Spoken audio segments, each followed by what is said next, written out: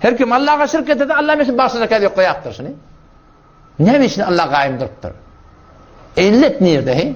Şunu ödüne vakit görüyorsun düşünüyorsun şunu. Ödüne vakit gör, ben bir misal vereyim. Hiçbir namuslu, gayratlı erkek dinansın kabul etmiyor.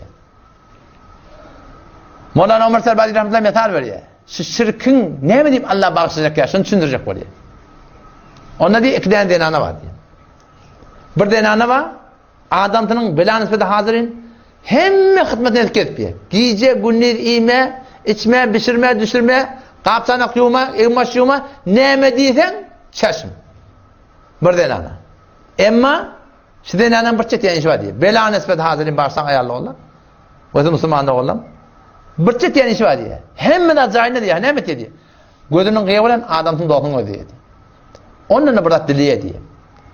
Onunla bırak diye hantama diye. O bir de irtibatı var diye de. Erkek adam şun bilen günü şunu bağışlar mı? Dağılan yaşlıklar göde görünür mü şun? Evet göde görünür.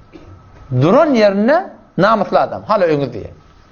İn hemen kavruğa ediptir ha. Bir adamın ki bakti Allah şirk getiriyor. Şun kalan eden kavdulukları Allah'ın gözüne görünmüyor. Meni seni Allah sinecek gayret koyuptur. Bizim denanamız bizden gayri bilen olsun. Bizden gayriden diletin. Bizden gayrinin karşısında varsın. Bizim gayratımız yakana. Gayratı yaradan Allah ne acaba olmalı? Ama ikilenci denana var diye. İkilenci denana cenk demen. Halisinde dökmez, künnük, tövürgüç. Böyle şeyler uçuptu. Uğruş, dava, yöne adamsın biliyor. Şu yürekte men bilenci diye. Men düşüğüme hıyanatı yoksun. Fakat men bilenci. Şu ikilenci denana taklanılıyor. Şun yürek çivilen. Bu da bir şeyde Müslümandı o. Burada oturanmadı. Yukarı vakat. Bana da zahir sualısı diye de. Şimdi ne mi deyip Allah şirki başlamaya? Allah hiçbir Müslümanın başına tanımasın. Şun hanımadı şu lağzışa düşar oldu. Benehvi şun hanımadan hakkında camada gurun dörüdü. Ağaçı falani, şeyle falani bilen şeyle ottur ha. İnni şu zenanı şu doktorun ödeydi soran bana. Bana sualısı diye ne mi deyip Allah şirki başlamaya? Men şu bağa başıma geldi, ben düşündüm bağışlap olmayasın dedim diye. Haber bolttur ya bolmadı milletin han çay bolttur. Indi denana can çekiyorlar. Hahiş, temenna, galet ettim. Ne matan al, ne mi diysen vereyim? Bolmaya dedim. Gayri mümkün erkek adam namus erkek adamsın bağışlatın. O da şu taydama Müslüman doğan. Şu bir Allah bilen bolmalı. Netidat fakat Allah'dan bolmalı. Kömek bir Allah'dan olmalı. Nezir fakat Allah'a olmalı. Tavaf fakat Kabe'ye olmalı.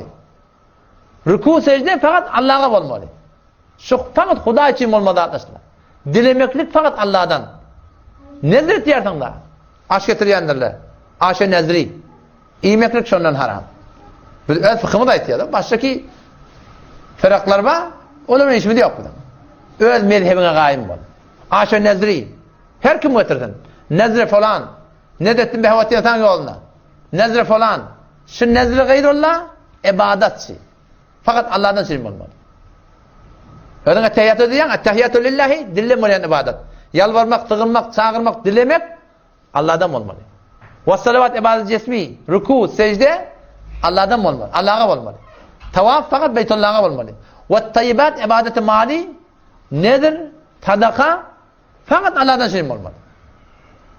Allah'tan gayri yakışır işler biz etsek Allah'tan gayrin ibadeti şey. Dua huvel ibadet. Peygamberimiz diyor. Dua etmek ibadet şu diyor. Dua muhul ibadet. Dua etmek ibadetin mağdı deyiptir. O bizi birbirine çağırayan kim olur sen? Allah'tan gayrini çağırmalı olsa birbirine çağırayan kim sen? Kur'an'ın davatı birbirini çağırmanın değil. Müşrikan-ı Mekke Peygamberden şimdi biliyorlar. Bu tarihte haber var. Kur'an'ın davatı o ülkeden adamlar. Ayı 5-6 Sure Ahkaf vardı okuyun. وَمَنْ أَضَلُّ مِمَّنْ يَدْعُوا مِنْ دُونِ اللّٰهِ Kim gumrahrak ol bir adamdan ki Allah'tan gayrini çağırıyor. Biz birbirini çağırıyor ki Allah'tan gayrini de biz. Yok mungurunda. مَنْ لَا يَسْتَجِيبُ لَهُ Birini çağırıyor ki sana cevap vermiyor. O ülkeden adamdan gurur. ila yevmil kıyame. Kıyamet özüne çağırın cevap vermiyor. Ve hum o çağırıyanlar an duaihim çağırıyanlardan gafilun gafil olur diye. Görün şol gafil ölüp giden adamның dawaty musulmandygy.